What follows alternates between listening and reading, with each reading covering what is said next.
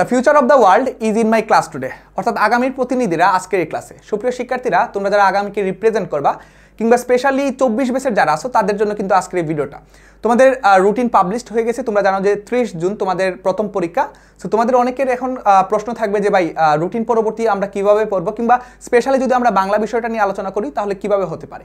So আজকে আমরা এখানে দেখবো যে রুটিন পরবর্তী বাংলা প্রস্তুতি কিভাবে নিব, কোন প্রস্তুতিতে পড়লে আমরা গুছিয়ে নিতে পারবো, এবং শেষ মুহূর্ত পর্যন্ত আমরা বাংলাটাকে যদি পড়ি তাহলে আমরা বাংলাতে ভালো একটা নাম্বার সিকিউর করতে পারবো।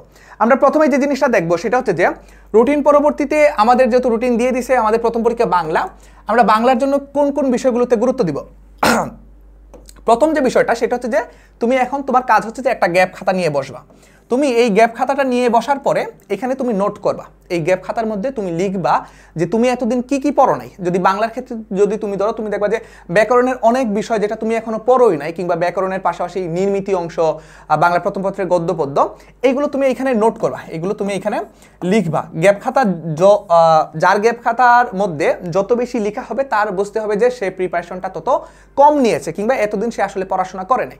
আমি আসলে বলবো না অ্যাভারেজ কিংবা বিলো অ্যাভারেজের স্টুডেন্ট হয়, স্টুডেন্টরা সবসময় ভালো হয়, কিন্তু তাদের যে প্রিপারেশনটা সেটা হয়তো বা সময়ের সাথে সাথে কোপ আপ করতে পারে না, কিংবা তাদের প্রিপারেশনটা অ্যাভারেজ থাকে। সো তুমি নিজে বুঝবা যে তোমার এই গ্যাপ খাতাটা কতটুকু লম্বা হচ্ছে। গ্যাপ খাতার মধ্যে তুমি যে জিনিসগুলো এখনো পর্যন্ত পড়ো নাই, গ্যাপ রয়েছে, সেইগুলো এখানে নোট করবা। তারপর পরবর্তীতে 1 মাস 2 মাস তুমি এই যে 2 মাস না 1 মাসের মধ্যে তুমি এইগুলো পরে একবার রিভিশন দিয়ে শেষ করে ফেলতে হবে।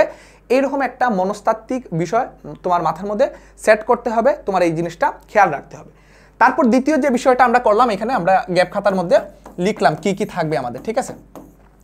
তারপর আমরা দ্বিতীয় যে জিনিসটা সেটা হচ্ছে যে শিওর শর্ট আয়ত্তে আনা, অর্থাৎ তোমার যে জিনিসগুলোতে একদম শিওর শর্ট নাম্বার পাচ্ছ।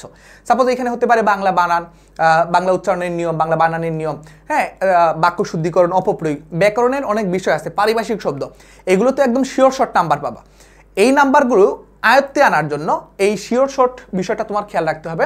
এখানে ধরো যে সাপোজ আমি বানানের নিয়ম, উচ্চারণ, তারপর পারিভাষিক শব্দ, ব্যাকরণের যে বিষয়গুলো আছে এইগুলো তুমি এখানে শিওর শর্টের মধ্যে রাখতে পারো, যে এইগুলোতে তোমার নাম্বার মিস হবে না।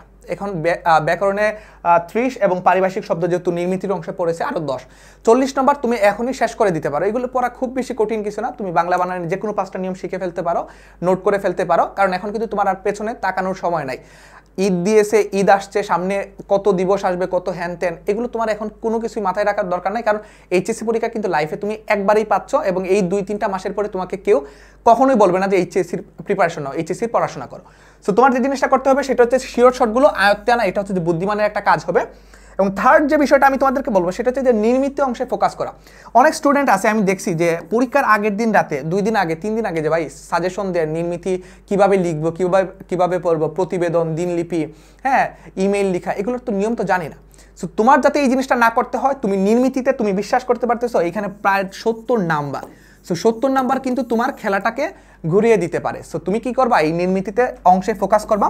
নির্মিতি অংশের ফাইনাল সাজেশন তুমি পাবা খুব শীঘ্রই, কিন্তু তার আগে তোমার ওই যে বেসিক বিষয়গুলো, নিয়মগুলো জানতে হবে। হ্যাঁ, দিনলিপি লেখার নিয়ম, সংলাপ রচনার নিয়ম, ভাব সম্প্রসারণ, গতানুগতিকভাবে অনেকে শিখে আসে, তুমি এরকম না।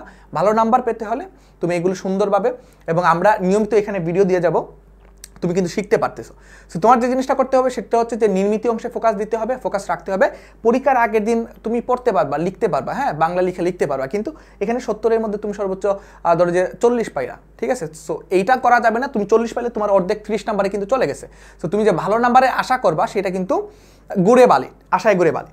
এবং লাস্ট যে অপশনটা আমি তোমাদেরকে বলবো সেটা হচ্ছে যে নিজস্ব একটা রুটিন তৈরি করা। এতদিন কি পড়ছো না পড়ছো, এতদিন কি করছো না করছো সেটা দেখার বিষয় নাই, এখন একটা নিজস্ব একটা রুটিন তৈরি করো, রুটিন মাফিক একটু চলার চেষ্টা করো, লাইফটাকে একটু গুছিয়ে নাও, পড়াশোনাতে একটু গুছিয়ে উঠো, এবং ডিসিপ্লিন লাইফ মেনটেন করো।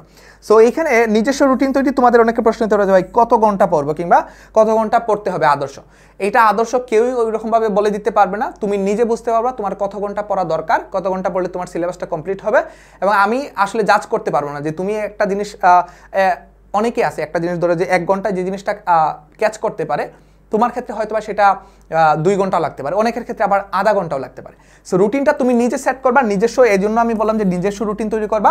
নিজস্ব রুটিন তৈরি করার মাধ্যমে প্রতিদিন তুমি বাংলা প্রথম পত্রের গুরুত্ব দিবা, সৃজনশীল প্রশ্ন, এমসিকিউ, বোর্ড প্রশ্ন, বিগত বছর বোর্ড প্রশ্নগুলো দেখো, ব্যাকরণে জোর দিবা, ব্যাকরণের পাশাপাশি তোমার যে নির্মিত অংশটা আমি বললাম সবগুলো বিষয় একটু রুটিন মাফিক পড়াশোনা করবা। এবং নট অনলি বাংলা, বাকি যে সাবজেক্টগুলো আছে সেগুলো আমরা তোমাদেরকে এইরকম একটা গাইডলাইন দিয়ে দিব, বাকি সাবজেক্টগুলো কিন্তু পড়তে হবে।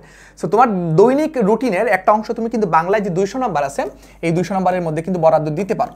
সো এই ছিল তোমাদের আপাতত, যদি কিছু করার জন্য আমি আমার জুনিয়র, আমার ছোট ভাই বোনকে যদি কোনো পরামর্শ দিতাম, আমি সেম জিনিসটাই তোমাদেরকে বলতাম। সো তোমাদের আরেকটা জিনিস করতে পারো, তোমাদের এই যে প্রিপারেশনটা আছে, তোমরা হয়তো বা প্রিপারেশনটা আরও সুন্দরভাবে গুছিয়ে নিতে চাচ্ছ। সো গুছিয়ে নিতে চাইলে তোমরা যে জিনিসটা করতে পারো সেটা হচ্ছে যে HSC final revision batch, specially 24 ব্যাচের জন্য আমরা এটা নিয়ে আসছিলাম। সো এখানে তোমরা বাংলা প্রথম পত্র, বাংলা দ্বিতীয়, ইংরেজি প্রথম দ্বিতীয় এবং আইসিটি এই 500 নম্বরের পূর্ণাঙ্গ প্রস্তুতি আমাদের সাথে শেষ করতে পারবা 2 মাসে। অর্থাৎ এপ্রিল থেকে যদি শুরু করো জুনের আগ পর্যন্ত প্রায় 2-2.5 মাস কোর্সটা চলবে, এবং এই 2-2.5 মাসে তোমরা 100টিরও বেশি লাইভ ক্লাস পাচ্ছ, সলভিং ক্লাস পাচ্ছ, তারপর ইংলিশ গ্রামার কিংবা বাংলা ব্যাকরণের অনেক বিষয় তোমাকে খুব সহজ টেকনিকে ছোট করে বুঝিয়ে দেওয়া হবে। এবং এর পাশাপাশি প্রাইভেট প্রবলেম সলভিং গ্রুপ এবং সকল বিষয়ের ফাইনাল সাজেশন, তুমি যে কোনো গ্রুপেরই হো না কেন, মানবিক, ব্যবসা কিংবা যদি বাণিজ্য বিজ্ঞান বিভাগেরও হো না কেন, তোমার কি করা হবে এখানে সবগুলো বিষয়ের ফাইনাল সাজেশন আমরা দিব। সো এটার ভর্তি চলছে, ভর্তি কার্যক্রম চলতেছে, অনেক শিক্ষার্থী ভর্তি হয়ে গেছে।